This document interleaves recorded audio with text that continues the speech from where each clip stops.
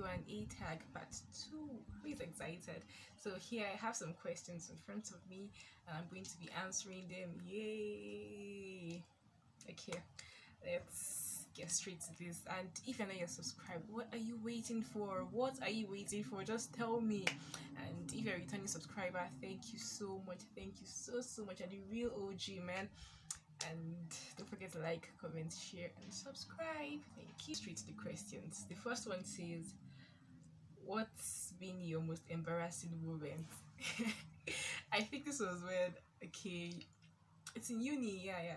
I fell down one day in front of a faculty, and there were lots of people there, and I don't just know what happened. I think I missed a step or something, and I was on the floor, and everybody was like, "Sorry, this," and a guy had to help me up. It was really embarrassing, but then move. The second one says, "What's your love language?" Okay. My love languages are words of affirmation, quality time, and gifts. Yeah, gifts. I think I'm big on those three. The other one says, how do you like to be comforted when you're sad or upset?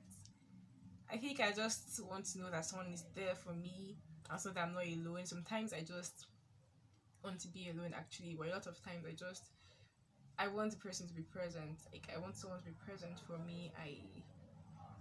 Food. I don't mind food, but a lot of times I just want someone to be there for me to comfort me actually. Then the third one says, who was the last person to make you cry and why?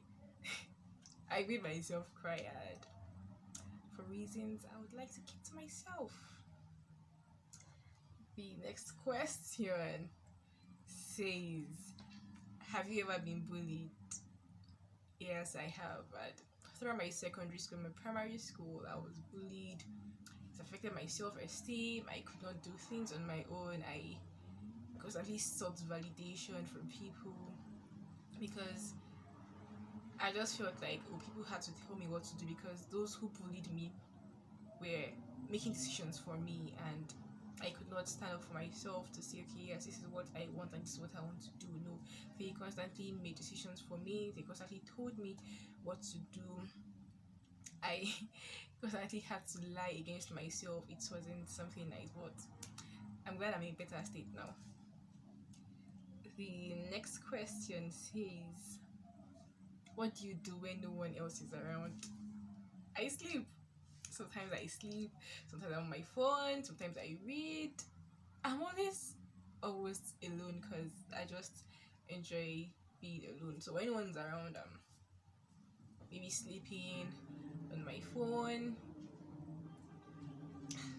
or reading. Majorly, that's just what I do. Next question says, do you want to have kids one day? How many?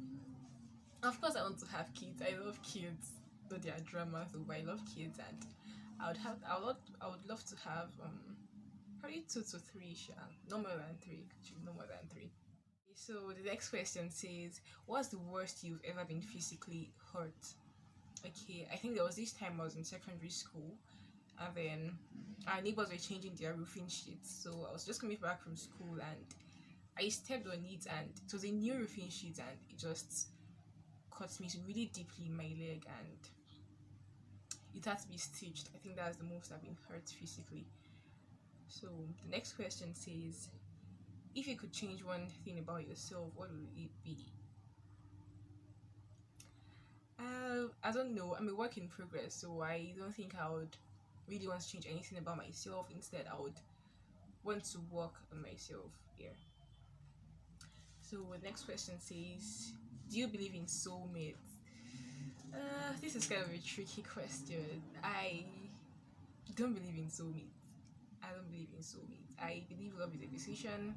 I believe love is a choice. I believe, yes, there's someone for you, not just one person. I believe there are more than one person for you.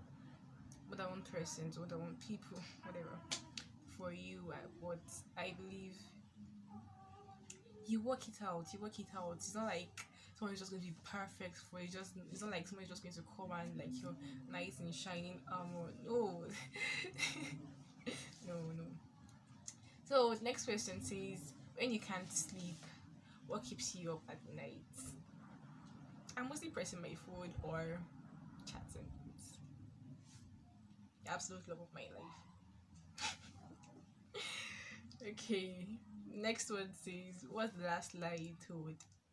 Uh, I've actually not lied in a very long time. I haven't. I am someone who values honesty, and I would rather say the truth. Yeah. So the next one says, what's the best compliment you've ever received? I don't keep those things. I really don't. I can't remember. What do you consider the ultimate comfort food? As long as the food is good, like if it tastes good, food makes me happy. So the food is good. Once the food tastes good, it's comfort food for me. Right? For me, it is. Okay. Next question says, what are the top 3 things that stress you out? Top 3 things that stress me out: school, not having my life in order, and what else? I can't remember. But those 2 things actually stress me out. Next question says, what are the top 3 ways you deal with stress? I sleep.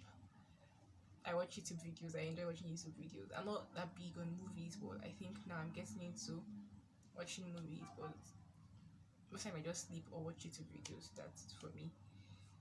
When was the last time you were jealous and why? Yesterday, and no, I'm not going to shame myself here. No, you're not doing this. Okay, so the next question says, if you could only have 3 things on your life bucket list, what would they be? Get married to the love of my life, make it big in life, and have food. I'm a foodie. I know. Thank you.